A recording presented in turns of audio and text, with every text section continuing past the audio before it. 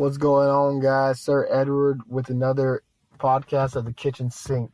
And today we're going to talk about reselling cards. Now, I know I've already had an episode about how my reselling journey started and my business and yada, yada, yada. But we're just going to focus on cards, just cards only. Sports cards, Pokemon cards, Yu-Gi-Oh cards, all types of cards.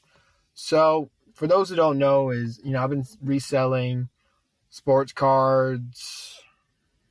What month is it right now? It's 4th, so 6 months, I would say. Probably 6 months, 7 months.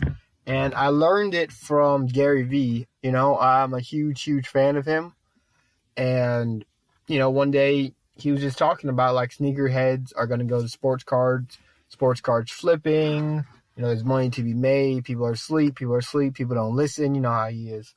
So, I did a little more research into them. I went on eBay, and I looked at the sold. I looked at the active. I did more research, a lot of research than I think the average person would do. I went on Instagram, and I just started, typing in sports cards for sale, sports cards flipper, all that extra stuff, and the tags, users, I looked at them. I kind of stalked their profile for, a few days, a few weeks. I looked on YouTube. I got into Cardboard Chronicles. I think that was the first one I ever got in, There was another one called Penny, something about flipping. I think it's like the second or third video if you type in like sports cards flipping. They were like flipping it for pennies practically, but it was still a profit, Like I say, a profit is a profit at the end of the day. Got into the sports card investor.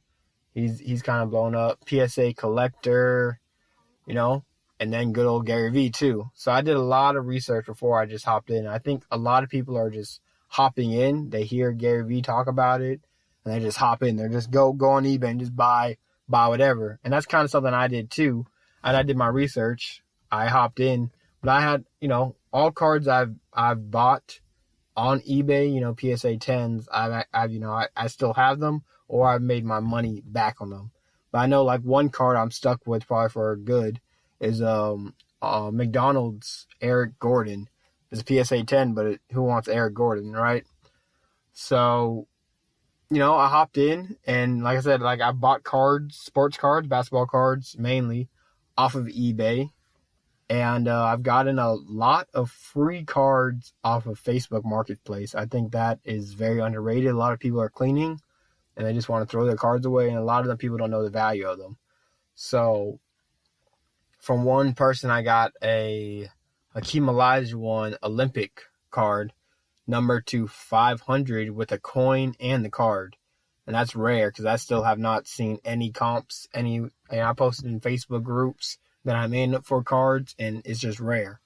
So sometimes people just don't know what they're throwing away. So, you can get it for free and make a pure profit. Like even if you sell for $5, it's still a pure profit, after shipping and handling and all that good stuff. You make $2 something, but still a profit.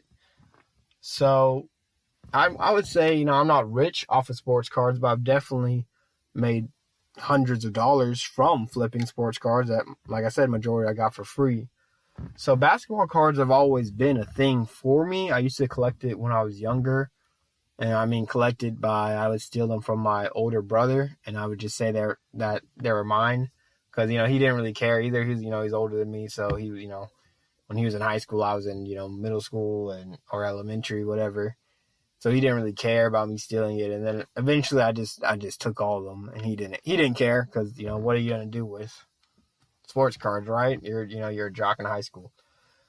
And then, growing up, I was a huge Yu-Gi-Oh fan. So I was like a dual master, man. Me and my friends used to always play before school, during school, at lunch, after school. And then I used to have a friend who lived next door to me. I used to walk to his house after school, and we would duel for hours, and we would trade cards, all that good stuff. Good times, man. Life was so simple back then.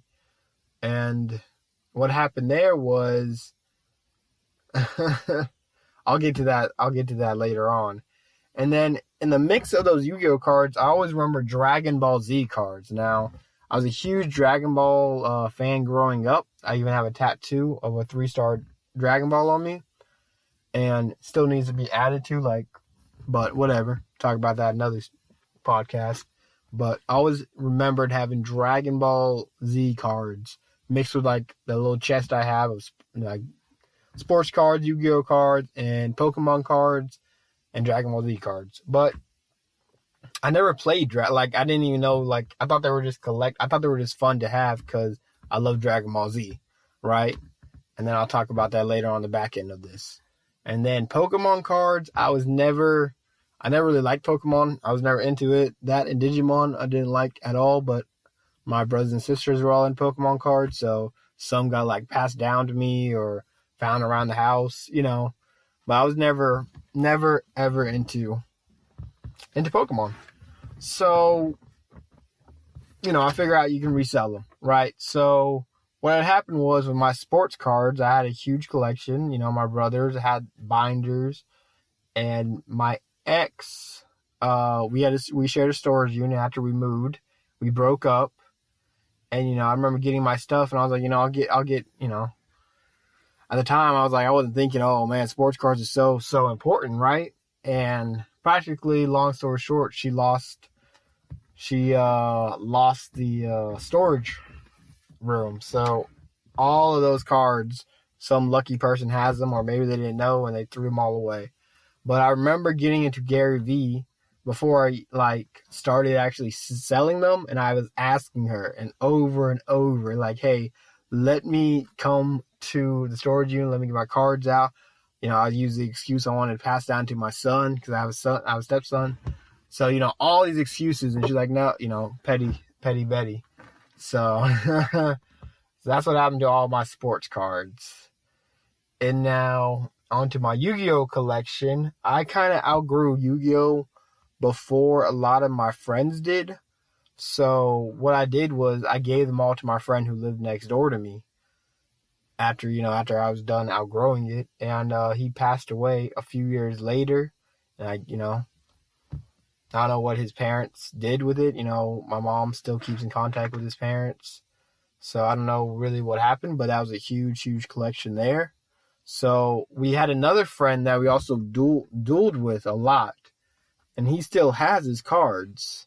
And I hit him up yesterday night saying, because we talked before about, him selling me his Yu-Gi-Oh cards. And he was like, no, I want $200, but there's maybe 2.5 shoe boxes worth.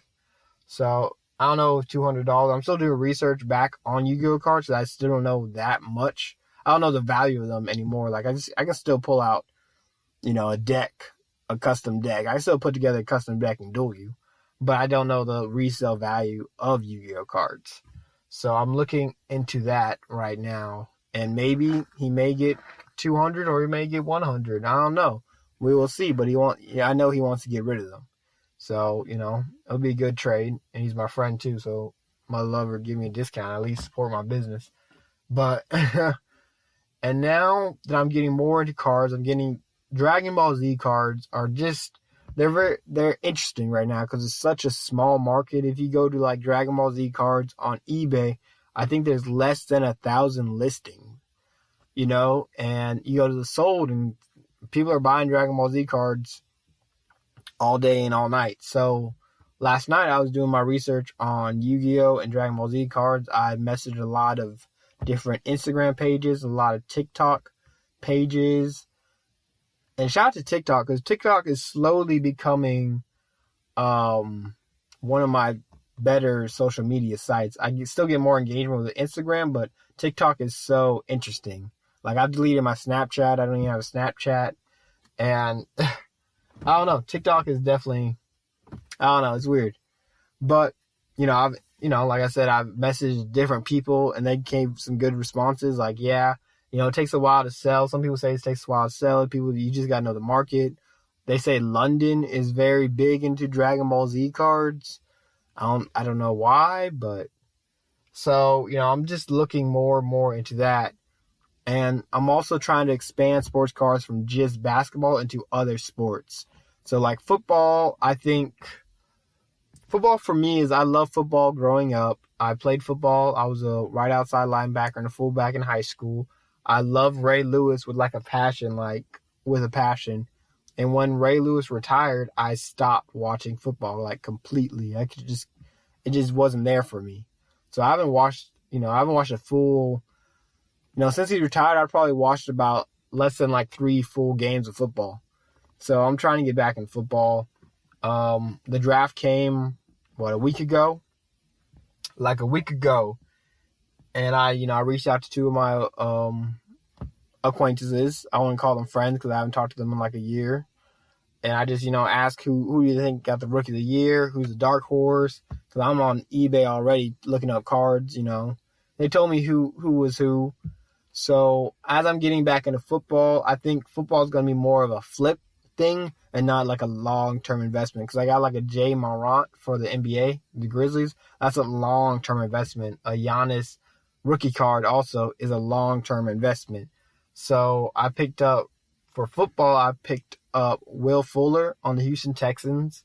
I think if he has a game or two, if he can stay healthy, really, all he really needs to do is have like 1 or 2 good games, maybe 3 good games, and I can flip them. I paid $8 for 50 something cards, rookies. So if they're like 60 something cents per card. You do the math. I think I could resell that for a good value if he has a good game. I think Rob Gronkowski. I think if him and Tom have a good game, I think his card prices will go up. Definitely his rookie. I'm looking at a rookie right now for $30. It's 9.5. Maybe Jordan Love from the Packers. That's a long-term investment. If Aaron Rodgers won't be an a-hole to him and actually teach him like Favre taught him, maybe Jordan Love may become the next one. I don't know. You heard it here first. If he does, I got his rookie cards. CD for the wide receivers. The wide receiver for the Cowboys. And there's another card I picked up too that one of my associates told me about. But football for me will be more of a flipping during the season, not holding. I'm just to get my money's worth for that. Baseball, I've just never been a big baseball fan. My grandfather had a huge baseball collection, and one of my sisters, took it really, so it could be safe at her apartment. And instead of in my mom's closet, makes no sense. But long story short, her place was broken into, and they stole about 90% of his cards. I'm talking like rookies, like Nolan Ryan rookies, Babe Ruth, Mickey Mantle, huge Mickey Mantle fan. So, like, he had some valuable cards there. She still has a few boxes left that, my mom's always like, yeah, give them to John. Maybe he can resell them or keep them because that's more my thing. So, I may get into baseball, but I just don't know more. It's not really something that I'm familiar with, so I don't see myself getting into baseball. But before the season starts, I was looking at Garrett Cole just because, a lot of people said he was going to be good, and he played on the Astros. I'll always rep any Houston team. But sports cards, and then, I've sold Pokemon cards. My sisters gave me a few cards for free, and I've sold, locally on Facebook Marketplace. But Pokemon cards, I just don't know much about them, and I just don't care to. But, Gary V's talked about the garbage pail kids. That was way before my time. So, going forward, I'm going to look more into, basketball, football, Yu-Gi-Oh! And Dragon Ball Z. And I think a lot of my reselling going forward will probably be cards. Just because, sure, they cost some, but you can ship them cheap. They don't take up a lot of space. So, that's kind of where my head is at now. So I'm thinking to expand besides eBay and go on other sites too and sell cards, single or lots, and just go from there. But if you're getting into it, I think you really have to do your research. You got to figure out what grading company is the best. It's about trends, trends. And if you're in it, to pass down to your kids, or you're in it for money, because right now I'm in it for money. Like, I love basketball, but at the end of the day, in the end of the day, if I can make some money, I'm gonna make some money regardless. But, that's what I like doing. I like making money. And the thing is, like I said, I've tried to put a few of my friends on, and they kind of shrug it off. Like, oh, okay, no, you can't make no money, but I'm still here, hundreds of dollars richer. And, sometimes people just don't want it. And one of the friends I was talking to about, my associates that I was talking to about football, were asking, like, hey, you don't even like football since Ray Lewis retired. And I was like, yeah. And, I had to tell him about, the flipping game. He's like, oh, man, I want in. So I sent him a few YouTubers and everything else. But you just got to do your research before you jump in. And I see a lot of people jumping in. And I don't see sports cards going anywhere because even during this virus, this global pandemic, people were still buying sports cards for the cheap. So I don't see it dying anywhere really. Like, I think basketball is good in good hands. You got LaMelo coming out also next year, so I know his cards are going to skyrocket. You lot him and Lonzo. Jello's going to make it. Sometime he's going to make it. So I think basketball's in good hands. I just don't know for other sports, I guess. But as of right now, I'm more towards cards. If you have any questions, feel free to comment or just DM me on here on my Instagram. And that's it, man. Until next time.